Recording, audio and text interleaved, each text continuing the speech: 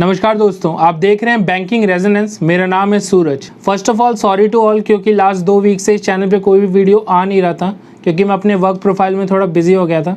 But अब जो ये वीडियो बिल्कुल सही समय पर आया जब आपके आरआरबी ऑफिस असिस्टेंट और ऑफिसर स्केल में हार्डली 3 वीक या यूँ कह लें 18 से 20 दिन का समय बचा है। इस वीडियो में हम बात करने वाले हैं कि आप अपने बचे इन 20 दिनों को किस तरीके से यूटिलाइज़ करें कि आप आरआरबी के इन दोनों एग्जामिनेशंस को तो निकालें ही, साथ साथ जब प्री के रिजल्ट्स आ जाए तो आपके मेंस एग्जामिनेशन पे आपको ज़्यादा बर्डन जो है वो फील ना हो।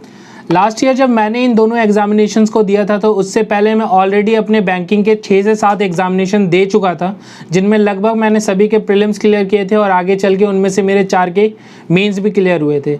ये बताने का मेरा सिंपल सा रीज़न ये है कि कोई भी एस्पिरेंट जो होता है वो प्रिपरेशन के 3 स्टेजेस में होता है। पहला स्टेज, उसने अपनी प्रिपरेशन बिल्कुल अभी शुरू की है, हार्डली उसने कोई एग्जामिनेशन दिया है बैंकिंग का, और वो इस एग्जामिनेशन को इसलिए दे रहा है ताकि वो एग्जामिनेशंस के माहौल को समझ सके या उसके पैटर्न को अच्छी तरीके से समझ सके। जो सेकंड स्टेज होता है वो लगभग 8 से 10 महीने से एग्जामिनेशंस की प्रिपरेशन कर रहे हैं, जिन्होंने 2-3 बैंकिंग एग्जामिनेशंस भी दिए हैं, दैट इज़ मिड स्टेज। और जो तीसरा स्टेज है वो है जो लगभग 1 से 2 साल से बैंकिंग एग्जामिनेशन की तैयारी कर रहे हैं। उनके प्रीलिम्स तो आसानी से निकल जा रहे हैं, बट किन्हीं कारणवश वो मेंस एग्जामिनेशन को मिस आउट कर दे रहे हैं 1-2 नंबर से, दैट इज़ प्रो स्टेज। सो ये जो वीडियो है वो ज़्यादा फेवरेबल रहेगा second and third category aspirant के लिए, क्योंकि मैं उनसे एक्सपेक्ट करता हूँ कि आप अर्थमेटिक और रीजनिंग के सारे topics, for example syllogism, blood relation, direction etcetera, और अर्थमेटिक में ratio, proportion, percentage, mixtures and allegation जैसे टॉपिक जो है ऑलरेडी आप कवर कर चुके होंगे। क्योंकि इस वीडियो में जो है, इस सेशन में हम ज़्यादा इन टॉपिक्स पे दोबारा से टाइम इन्वेस्ट करने के लिए मैं सजेस्ट नहीं करूँगा। लास्ट ईयर जब मैंने इन दोनों एग्जामिनेशन को दिया था तो उसमें मेरे ऑफिस असिस्टेंट में स्कोर था 78 प्रीलिम्स एग्जामिनेशन में आउट ऑफ 80, जिसमें मेरे रीजनिंग में 40 थे आउट ऑफ 40, और क्वांट सेक्शन जो था उसमें 38 थे आउट ऑफ 40। मैंने यूपी रीजन से भरा था, जिसका cut off for office assistant लगभग गया था around 73 marks. Then officer scale में जो मेरा स्कोर था वो था 68.75 आउट ऑफ 80, वो भी सेम यूपी रीजन से मैंने भरा था, जिसमें मेरे 28.25 मार्क्स आए थे रीजनिंग में, और क्वांट सेक्शन में मेरा स्कोर था 30.5। और अगर मैं यूपी रीजन के कट ऑफ की बात करूँ फॉर ऑफिसर स्केल, तो कट ऑफ जो था लगभग गया था समथिंग अराउंड शायद 57 और 58 मार्क्स। मेरे जो मार्क्स थे, ओवरऑल मार्क्स थे, वो कट ऑफ से काफ़ी ज़्यादा थे। इसका सिंपल सा रीज़न यही है कि मैं बैंकिंग एग्जामिनेशन या किसी भी कॉम्पिटिटिव एग्जामिनेशन को जो है 100 या 200 मीटर की रेस कंसिडर नहीं करता। इट्स अ मैराथन, जहाँ पर इससे कोई फ़र्क नहीं पड़ता कि आपने कितनी धीमी शुरुआत की है, फ़र्क सिर्फ इससे पड़ता है कि लास्ट में आपने कितनी इफेक्टिव वे में जो है अपने प्रिपरेशन को किया है। मैंने इस वीडियो में अपने स्कोर कार्ड को डिस्प्ले नहीं किया है, क्योंकि अगर मैं अपने स्कोर कार्ड की डिटेल्ड एनालिसिस करता तो ये वीडियो जो है वो अच्छी खासी लंबी हो जाती, और मैं चाहता हूँ कि ये पूरा सेशन जो है वो इसी चीज़ पे रहे कि आपने इन लास्ट 20 डेज़ को किस तरीके से यूटिलाइज़ करना है ताकि आपका प्री एग्जामिनेशन अच्छे से निकले और मेंस एग्जामिनेशन की जो है आप एक इफेक्टिव वे में प्रिपरेशन कर सके। वीडियो में आगे बढ़ने से पहले अगर अभी तक आपने इस चैनल को सब्सक्राइब नहीं किया है तो सबसे पहले चैनल को सब्सक्राइब कर ले, और सब्सक्राइब बटन के साथ में जो बेल आइकन है उसे प्रेस करना बिल्कुल ना भूलें, ताकि इस चैनल पे आए किसी भी इंफॉर्मेटिव वीडियो की नोटिफिकेशन जो है सबसे पहले आपको मिले। सो बिना किसी देरी किए चलिए वीडियो को शुरू करते हैं।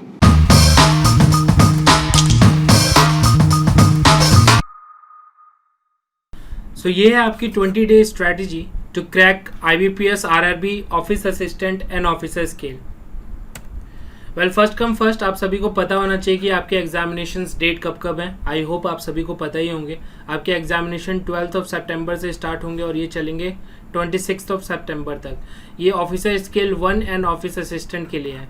Similarly for officer scale 2 and 3 आपके एग्जामिनेशन शेड्यूल है 18 अक्टूबर को आपके एग्जामिनेशन होंगे, एंड आपका जो मेंस एग्जामिनेशन शेड्यूल है वो शेड्यूल है 18 अक्टूबर for officer scales 1 and office assistant के लिए 31 अक्टूबर, यानी कि अच्छा खासा टाइम आपको जो है वो मिलेगा आपके प्रीलिम्स रिजल्ट देने के बाद। ये है मेरी टाइम टेबल, ठीक है ना। देखिए, मैं आपसे डिमांड करता हूँ कि आपने 8 आवर्स एंड 30 मिनट इन्वेस्ट करना होगा। अब ये जो लास्ट के आपके 18 से 20 दिन बचे हैं आपके पास, उसमें आप 8 घंटे 30 मिनट मेरे लिए इन्वेस्ट कीजिए, ठीक है। देखिए, आप अगर वर्किंग में हैं तो आप 6 घंटे तक निकाल सकते हैं, और अगर जो फुल टाइम प्रिपरेशन में है वो 12 से 14 घंटे की भी पढ़ाई कर सकता है, ठीक है। फिर भी मैं सिर्फ आपसे 8 आवर्स एंड 30 मिनट इन्वेस्ट करने के लिए कह रहा हूँ। अगर आप किसी सेक्शन में कमज़ोर हैं तो अगर आप 12 घंटे या 14 घंटे की पढ़ाई कर रहे हैं तो आप अपने बचे हुए समय जो है उस सेक्शन को दीजिए। सबसे पहले आपने दिन में 2 मॉक टेस्ट देने हैं। 45 मिनट ईच का मॉक टेस्ट रहेगा आपका, यानी कि 90 मिनट्स, यानी 1 आवर एंड 30 मिनट्स का मॉक टेस्ट रहेगा आपका। एक मॉक टेस्ट आपने देना है फॉर ऑफिस असिस्टेंट और एक मॉक टेस्ट आपने देना है फॉर ऑफिसर स्केल। अब देखिए यहाँ पे ज़्यादा कुछ डिफरेंस रहेगा नहीं। आप यहाँ पे ये समझ के चलिए कि अगर आप एक मॉक टेस्ट देते हैं 45 मिनट का, तो आप 15 मिनट जो है वो अपने रेस्ट को दे सकते हैं, यानी कि ओवरऑल 1 घंटे में एक मॉक टेस्ट दीजिए, यानी कि आपका जो ये टाइम लेगा हार्डली 2 आवर्स का टाइम लेगा, ठीक है, जिसमें आपको 30 मिनट का रेस्ट भी मिल जाएगा, क्योंकि मॉक टेस्ट जो होता है वो थोड़ा एनर्जी को ज़्यादा कंज्यूम करता है आपके। देन फिर उसके बाद उसका एनालिसिस है। देखिए बहुत से बच्चे ऐसे होंगे जो इस वक्त अच्छा खासा प्रिपरेशन कर रहे हैं अपना, या कर चुके होंगे, तो वो ज़्यादा क्वेश्चन अटैम्प्ट कर रहे हैं, उनके क्वेश्चंस भी कम गलत हो रहे हैं, और बहुत कम ही ऐसे क्वेश्चंस हैं जो वो अटैम्प्ट नहीं कर पा रहे, ठीक है। तो उनके लिए तो 1 घंटे का जो एनालिसिस भी है ना वो भी सफिशिएंट रहेगा। लेकिन अभी भी ऐसे बहुत से स्टूडेंट्स होंगे जो हार्डली अभी 50 to 60 क्वेश्चंस अटैम्प्ट कर पा रहे हैं, उनमें भी उनके मिस्टेक्स हो रहे हैं और कुछ क्वेश्चंस जो है वो अनअटेम्प्टेड है। तो उनके लिए 1 घंटे का टेस्ट एनालिसिस एक मॉक टेस्ट पे सफिशिएंट रहेगा। इसीलिए अगर आप 2 मॉक टेस्ट दे रहे हैं तो आपको 2 आवर्स का जो है टेस्ट एनालिसिस अपना करना बहुत ज़रूरी है और बहुत ही इंपॉर्टेंट चीज़ है, प्लीज़ इसे मिस मत कीजिए। देन कुछ मिसलेनियस टॉपिक्स हैं जो मैं आगे के स्लाइड्स में डिस्कस करूंगा, इसके लिए आपको हार्डली 30 मिनट देना होगा। देन क्वांटिटेटिव एप्टीट्यूड और रीजनिंग में आपने 2 hours and 30 minute and 2 hours respectively देना होगा। देखिए किसी के क्वांट स्ट्रांग होगा, किसी का रीजनिंग स्ट्रांग होगा, सो आप इससे जो है टाइम को एडजस्ट कर सकते हैं अपने स्ट्रांग एंड वीक पॉइंट्स के हिसाब से। ज़्यादातर मेरे पर्सनल एक्सपीरियंस से क्वांट जो है वो ज़्यादा समय लेता है एज़ कम्पेयर टू रीजनिंग, इसीलिए मैंने क्वांट में यहाँ पे 2 आवर्स एंड 30 मिनट का समय रखा है, लेकिन रीजनिंग में मैंने सिर्फ 2 आवर्स का ही रखा है। तो जैसा कि मैंने आपसे बात किया था, आपने 2 मॉक टेस्ट देना है। एक मॉक टेस्ट रहेगा फॉर आपका ऑफिस असिस्टेंट और एक मॉक टेस्ट रहेगा आपका ऑफिसर स्केल, ठीक है। आप हर मॉक टेस्ट के बाद 15 मिनट का रेस्ट लीजिए, that is more than sufficient. Then उसके बाद आ जाता है टेस्ट एनालिसिस। देखिए अब एनालिसिस आपने करना क्या क्या है।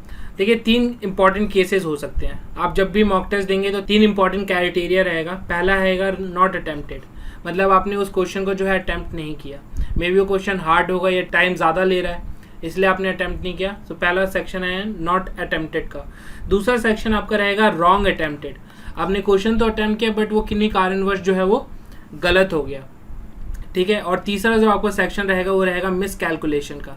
मिस कैलकुलेशन में आपने समझना होगा कि आप इस क्वेश्चन में जो है अपने तरीके से बनाने गए और आपने ज़्यादा समय दे दिया, लेकिन ये क्वेश्चन जो है वो हार्डली आपका 30 सेकेंड ही लेता, ठीक है। तो ये मिस कैलकुलेशन का भी एक सेक्शन बहुत इंपॉर्टेंट है कि आप आगे से अगर ऐसे क्वेश्चन आते हैं तो आप उनमें जो है वो लॉन्ग मेथड की जगह जो बताया गया आपके एनालिसिस में वो शॉर्ट मेथड आप यूज़ करें, ठीक है। तो ये आपके देखिए सबसे इंपॉर्टेंट चीज़ है, सबसे पहले जो है आपने रॉन्ग अटेम्प्टेड क्वेश्चंस की तरफ जाना है, यानी जो क्वेश्चंस आपने गलत अटेम्प्ट किए हैं आप उनको देखिए कि आप वहाँ पर गलती क्या कर रहे हैं, ठीक है। देन सेकंड चीज़ आपने देखना है मिस कैलकुलेशन। जो क्वेश्चंस आपको फील हो रहा है पर्सनली जब आप एग्जाम दे रहे होंगे कि यार इस क्वेश्चन में इतना समय नहीं लगना चाहिए था, मैंने बहुत ज़्यादा समय दे दिया, तो देन आप उस क्वेश्चन की तरफ देखिए कि आपने कहाँ पर जो है लॉन्ग स्टेप को फॉलो कर लिया है और एनालिसिस में आप कहाँ पर जो है उसे छोटा रख सकते थे। एंड देन फाइनली जो सबसे इंपॉर्टेंट जो आपको मिस नहीं करना है वो है नॉट अटेम्प्टेड क्वेश्चन का। देखिए जब आप एग्जामिनेशंस देंगे तो डेफिनेटली आपके क्वेश्चंस जो हैं वो छूटेंगे जब आप मॉक टेस्ट दे रहे हैं, क्योंकि मॉक टेस्ट अमूमन तौर पे जो होता है वो हार्ड होता है एज़ कम्पेयर टू जो रियल एग्जामिनेशंस होता है। मॉक टेस्ट को इस तरीके से कंस्ट्रक्ट किया जाता है कि वो जो है एग्जामिनेशन के मुकाबले टफ रहे। तो यहाँ पे बहुत सारे क्वेश्चंस आपके नॉट अटेम्प्टेड भी रहेंगे, तो उससे हताश बिल्कुल भी नहीं होना। नॉट अटेम्प्टेड क्वेश्चन को भी आप देखिए कि आप यहाँ पर किससे कितने कम से कम समय में जो है सॉल्व कर सकते थे, लेकिन आपने नहीं किया। देन हम बात करने वाले मिसलेनियस टॉपिक्स के ऊपर, जिसमें आपने एक सेट करना है सिटिंग अरेंजमेंट या पजल्स का, ठीक है। यहाँ पे 5 क्वेश्चंस आपने अटेम्प्ट करने हैं पजल्स एंड सिटिंग अरेंजमेंट बना के। देन एक क्वेश्चन आपको डीआई का भी अटेम्प्ट करना है जिसमें भी 5 क्वेश्चंस रहेंगे आपके। क्वाड्रेटिक इक्वेशंस के हर दिन 5 क्वेश्चंस बनाइए, बहुत इंपॉर्टेंट है।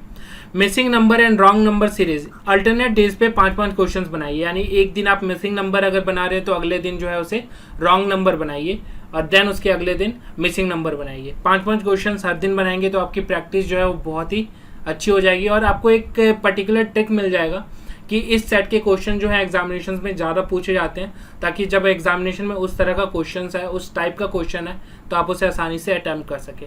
यहाँ पे मैंने 2 चीज़ें और नहीं बताई हैं, सिंप्लीफिकेशन एंड अप्रॉक्सीमेशन, लेकिन ये आप जो है मॉक टेस्ट देंगे तो उसमें आप ऑलरेडी कवर कर चुके होंगे, तो इसको अलग से करने की ज़रूरत नहीं है। और दूसरी इनइक्वालिटी काफ़ी आसान टॉपिक रहता है, तो अगर आप मॉक टेस्ट दे रहे हैं उसमें भी आपको 5 क्वेश्चन इनइक्वालिटीज़ के मिलेंगे, तो वही आपके प्रैक्टिस के लिए सफिशिएंट रहेगा। सो मिसलेनियस टॉपिक्स में आपने इन सारे टॉपिक्स पे ध्यान देना है। देन आपका जो पहला वीक रहेगा वो रहेगा आज से 26 से 30 अगस्त।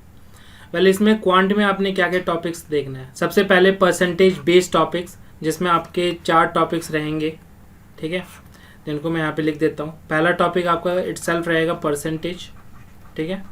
देन सेकंड टॉपिक जो आपका रहेगा वो रहेगा profit and loss. Third topic आपको देखने को मिलेगा डिस्काउंट, जिससे अमूमन क्वेश्चंस ना के बराबर आते हैं बट फिर भी इंपॉर्टेंट है। एंड जो फोर्थ टॉपिक रहेगा वो रहेगा आपका simple interest and compound interest, जिससे क्वेश्चन आपको देखने को मिल जाएंगे। परसेंटेज अर्थमेटिक की रीढ़ की हड्डी होती है, जिससे हर एग्जामिनेशन में लगभग 2 से 3 क्वेश्चन आपको देखने को मिलेंगे, लेकिन इसकी इंपॉर्टेंस सिर्फ इस चीज़ से आप नहीं लगा सकते। परसेंटेज की इंपॉर्टेंस यहाँ पर भी आती है कि परसेंटेज जो है अर्थमेटिक के ईच एंड एवरी टॉपिक में जो है इस्तेमाल किया जा सकता है। देन आपके जो सेकंड टॉपिक आपको इस वीक में कंप्लीट करना है वो रहेगा time and work, wages and then pipes and system. एक तरह का टॉपिक रहेगा, ज़्यादा टाइम टेकन टॉपिक नहीं है, इससे भी आपको 2 क्वेश्चन देखने को मिल जाते हैं एग्जामिनेशन में। देन रीजनिंग में जो आपका पहला सेट रहेगा वो रहेगा आपका blood relation, direction and order and ranking. इसे सबसे पहले करने का सिंपल सा रीज़न ये है कि ये आपको पजल्स में भी हेल्प करेंगे। जैसे जो पजल्स आएंगे जिनमें आपके एक वेरिएबल में ब्लड रिलेशन भी रहेगा, तो उस तरह के आपको इंपॉर्टेंट है कि आपको पता होना चाहिए ब्लड रिलेशन किस तरीके से आपको क्वेश्चंस को अटैम्प्ट करना है। ऑर्डर एंड रैंकिंग के लिए वही लेफ्ट एंड राइट का आपको पता होना चाहिए, ठीक है। देन आपके कोडिंग एंड डिकोडिंग, डिकोडिंग में आपको 3 अलग अलग तरह की चीज़ें पढ़नी होंगी। एक होगा आपका अल्फा न्यूमेरिक, ठीक है, अल्फा न्यूमेरिक। देन सेकेंड चीज़ जो आपने ध्यान में रखना है वो रहेगा 3 और 4 लेटर वर्ड्स। ये में भी अल्फ़ाबेट्स हो सकते हैं या फिर डिजिट्स भी हो सकते हैं। अमूमन आज के समय में 4 डिजिट्स या 4 लेटर अल्फ़ाबेट्स पूछा जा रहा है। देन आपका एक रहेगा चाइनीज़ कोडिंग, ठीक है, Chinese coding. Alpha numeric I hope सभी को पता होगा। कुछ अल्फ़ाबेट्स होंगे, कुछ नंबर्स होंगे, कुछ सिंबल्स होंगे। एक रो में रखा रहेगा 16 अल्फ़ाबेट्स, नंबर्स एंड सिंबल्स, और आपसे पूछा जाएगा कि किसी एक पर्टिकुलर नंबर के 8th लेफ्ट का 6th राइट क्या होगा, है ना। तो इस तरीके से जो है आपको ये क्वेश्चंस देखने को मिलेंगे। 3 और 4 लेटर वर्ड्स में जैसे आपको दे देगा APB QRS, है ना, DEF, देन XYW, ठीक है। इस तरीके से फिर आपसे पूछा जाएगा अगर हम इन चारों पेयर्स के सेकेंड अल्फ़ाबेट को उसके प्रीसीडिंग लेटर से चेंज करते हैं तो इनमें हमें कितने वॉवल्स देखने को मिलेंगे, ठीक है ना। सबसे ज़्यादा वॉवल्स हमें किस पेयर में देखने को मिलेगा। तो इस तरह के क्वेश्चन जो हैं वो आएंगे। नंबर से भी सेम ऐसे ही पैटर्न बनेगा। देन आपका रहेगा चाइनीज़ कोडिंग। जैसे सपोज एक क्वेश्चन आ जाएगा कि माई होम इज़ फार को किसी लैंग्वेज में लिखा जा रहा है लो, पो, ही, मी, ठीक है। और उसी तरह से और भी अलग अलग तरह के 5 स्टेटमेंट आपको दिए रहेंगे और इस तरीके से सिंबल्स का इस्तेमाल किया रहेगा। तो इस तरीके से आपने बताना होगा कि इसमें होम का सिंबल क्या है, इसमें फार का सिंबल क्या है, यानी इस तरह का ये होता है चाइनीज़ कोडिंग। देन आपका जो सेकेंड वीक रहेगा वो स्टार्ट होगा फ्रॉम 31 अगस्त टू 5 सितंबर, है ना। इसमें आपने ध्यान देना है रेशियो बेस्ड टॉपिक्स को आपने अच्छी तरीके से करना है। रेशियो बेस्ड टॉपिक्स में आपने क्या क्या ध्यान रखना है, इसमें भी आपने 3 इंपॉर्टेंट सेक्शंस में ध्यान रखना है। पहला रहेगा ratio and proportion itself, ratio and proportion. Then जो सेकंड चीज़ रहेगा वो रहेगा आपका पार्टनरशिप, एंड जो थर्ड रहेगा वो रहेगा आपका एजेस। देखिए अगर हम इनकी बात कर लें तो यहाँ से आपको डेफिनेटली 3 से 4 क्वेश्चन देखने को मिल जाएंगे। और अर्थमेटिक का सेकेंड इंपॉर्टेंट पिलर होता है ratio and proportion. Similarly boat and stream, जिसमें आपको रेशियो के भी कॉन्सेप्ट देखने को मिलेंगे एंड स्पीड एंड टाइम के भी कॉन्सेप्ट देखने को मिलेंगे, ठीक है। तो ये क्वांटिटिव एप्टीट्यूड में आपने करना है इन वीक 2। देन आपने सिलोलिज्म पे ध्यान देना है रीजनिंग में। इसमें आपने 2 तरह के सिलोलिज्म्स करने। पहला तो सिंपल सिलोलिज्म जो रहेगा statement and conclusion based. And जो सेकंड रहेगा वो रहेगा पॉसिबिलिटी। आजकल पॉसिबिलिटी काफ़ी ज़्यादा ट्रेंड में है, तो आप एक्सपेक्ट कीजिए कि जो सिलोलिज्म आपको देखने को मिलेगा उनमें से 5 क्वेश्चंस में 3 क्वेश्चन आपको पॉसिबिलिटी के देखने को डेफिनेटली मिलेंगे। मशीन इनपुट एंड आउटपुट जो है वो ऑफिस असिस्टेंट के एग्ज़ाम्स के लिए थोड़ा ओवर हो जाएगा, लेकिन ऑफिसर स्केल में आपको देखने को मिल सकता है मशीन इनपुट एंड आउटपुट। यहाँ पर आजकल box type machine input output काफ़ी ज़्यादा ट्रेंड में है, लेकिन मेरा नहीं ख्याल है कि बॉक्स टाइप आपको प्रीलिम्स लेवल में देखने को मिलेगा। अगर प्रीलिम्स में आपको मशीन इनपुट एंड आउटपुट के क्वेश्चंस पूछे जा रहे हैं तो वो 1 चेंज का ही रहेगा ज़्यादा से ज़्यादा, या ज़्यादा से ज़्यादा अगर करना हो तो 2 चेंज का कर देंगे। But box type prelims level में देना मेरा नहीं ख्याल है कि आने वाला है। देन आपने अल्फ़ाबेट्स में ध्यान रखना है words with forward and backward pair and words with formation of new words. अब ये होते क्या है, एक आइडिया दे देता हूँ आपको। जैसे एक वर्ड है कंपटीशन, ठीक है ना। अब अगर कंपटीशन में ये पहला चीज़ है फॉरवर्ड एंड बैकवर्ड पेयर, तो आपको बोला जाएगा कि इनमें ऐसे कितने पेयर्स बन रहे हैं अल्फ़ाबेट्स के जिनके बीच में उतने ही डिजिट्स हैं, जिनके बीच में उतना ही गैप है जितना अगर हम उन्हें रियल अल्फ़ाबेट्स में अरेंज करें तो मिलेगा।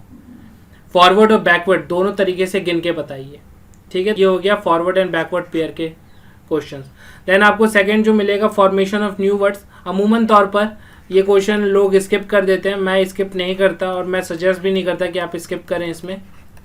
जैसे आपको इस कंपटीशन वर्ड में ही बोलेगा कि कंपटीशन के 3rd then 5th then 6th and 7th letter से कितने वर्ड्स बन सकते हैं, या अगर जो वर्ड बन रहा है उसका लेफ्ट से 3rd अल्फ़ाबेट क्या होगा।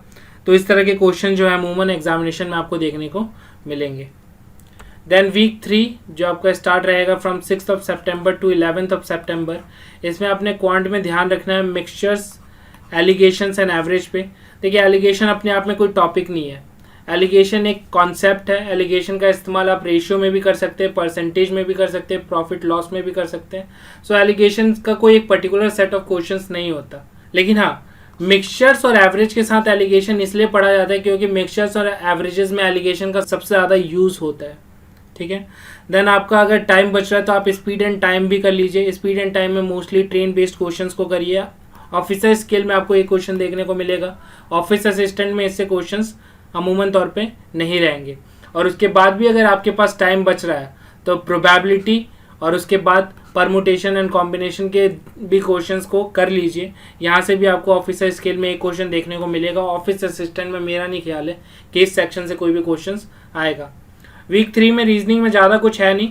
अगर आपने पहले वीक और सेकेंड वीक में जो रीजनिंग के क्वेश्चंस किए, अगर उनमें आपको कोई टिपिकल क्वेश्चंस नज़र आ रहे हैं तो आप उन्हें यहाँ पर रिवाइज कर सकते हैं, या फिर आप चाहें तो लॉजिकल रीजनिंग भी पढ़ सकते हैं। यहाँ से भी आपको 3 क्वेश्चन देखने को मिल जाएगा दोनों एग्जामिनेशन में।